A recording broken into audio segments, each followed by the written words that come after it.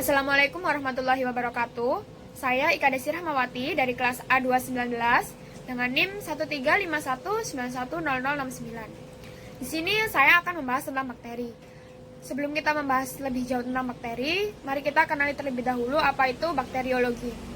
Jadi, bakteriologi adalah ilmu yang mempelajari tentang klasifikasi dan kehidupan bakteri, struktur anatomi sel, cara kerja sel, interaksi antar sel, dan tanggapan bakteri terhadap perubahan yang terjadi pada lingkungan hidupnya. Bakteri sendiri tersusun dari beberapa struktur dasar, yakni yang pertama ada membran sel, yang terdiri dari lemak dan protein, yang bersifat semi-permeabel, dan berfungsi untuk mengatur keluar masuknya zat ke dalam sel. Dan yang kedua, yakni ada sitoplasma, yang digunakan sebagai tempat berlangsungnya metabolik. Yang ketiga ada nukleoid atau DNA, yang berfungsi untuk mengontrol sintesis protein dan pembawaan sifat. Dan yang keempat ada flagella, digunakan untuk bergerak. Dan yang kelima ada ribosom, yang terdiri dari protein dan RNA, dan digunakan sebagai tempat terjadinya proses sintesis protein. Dan yang keenam ada mesosom, yakni sebagai tempat pemisahan dua molekul sel DNA.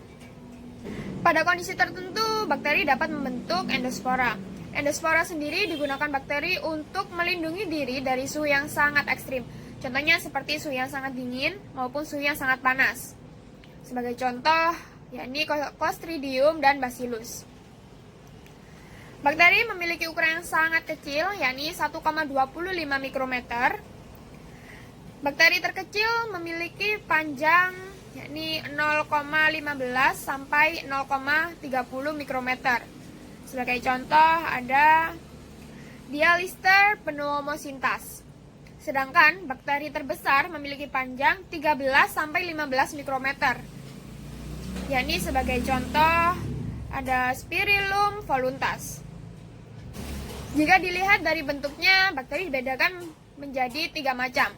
Yakni yang pertama ada basil atau batang, dan yang kedua ada coccus atau bulat, dan yang ketiga ada spirilla.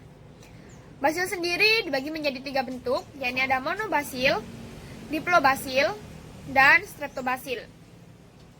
Coccus pun juga sama, dibagi menjadi 6 macam, yakni ada monococcus, diplococcus, staphylococcus, streptococcus, tetracoccus, dan juga ada sarkina.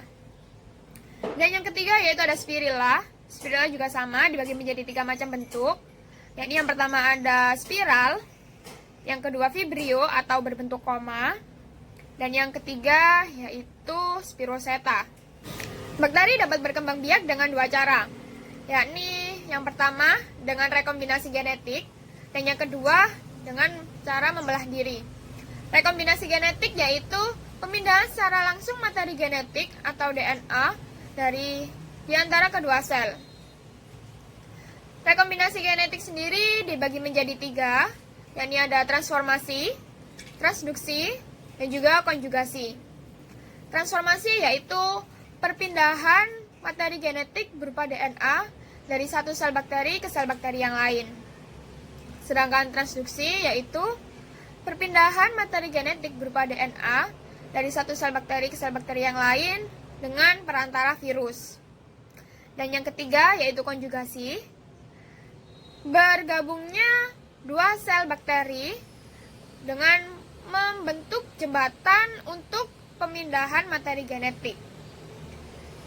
Dan cara berkembang biak yang kedua yaitu membelah diri, yaitu di mana bakteri membelah menjadi 2 sel anakan dan masing-masing sel memiliki sifat yang sama seperti induknya. Selain menguntungkan, bakteri juga dapat menimbulkan penyakit bagi manusia ataupun hewan dan juga tumbuhan. Bakteri dapat menimbulkan suatu penyakit dengan 2 cara, yakni yang pertama ada invasi, di mana bakteri memiliki kemampuan untuk menyerang dan menyebarkan. Dan yang kedua yaitu dengan toksigenitas, di mana bakteri memiliki kemampuan untuk membentuk toksin. Dan yang terakhir yaitu tentang macam-macam bakteri. Macam-macam bakteri dibedakan menjadi 3, yakni yang pertama berdasarkan sumber oksigen yang diperlukan selama proses respirasi. Bakteri dibagi menjadi dua, yakni ada aerob, di mana bakteri memerlukan oksigen, dan yang kedua yaitu anaerob, di mana bakteri tidak membutuhkan oksigen. Dan yang kedua yakni berdasarkan kebutuhan terhadap oksigen. Dibagi menjadi 3 jenis, yakni yang pertama ada aerob obligat, di mana bakteri dapat hidup dalam suasana yang mengandung oksigen. Dan yang kedua anaerob obligat, di mana bakteri dapat hidup dalam suasana yang tidak mengandung oksigen. Dan yang ketiga yaitu fakultatif, di mana bakteri dapat hidup dalam suasana yang mengandung ataupun tidak mengandung oksigen. Dan yang terakhir yaitu berdasarkan cara memperoleh makanan, dibagi menjadi dua, yakni ada heterotrof dan juga autotrof. Heterotrof yaitu bakteri dapat memperoleh makanan berupa zat organik yang berasal dari lingkungan. Heterotrof sendiri dibagi menjadi dua, yakni ada saprofit dan juga parasit. Saprofit yaitu bakteri mendapatkan makanan yang berasal dari sampah, kotoran, dan juga bangkai. Sedangkan parasit yaitu bakteri mendapatkan makanan ketika menempel pada inangnya, seperti pada manusia, hewan, dan juga tumbuhan. Dan yang kedua yaitu ada autotrof. Autotrof yaitu bakteri dapat mengelola makanan sendiri dari zat organik. Autotrof dibagi menjadi dua, yaitu ada fotoautotrof dan juga kemoautotrof.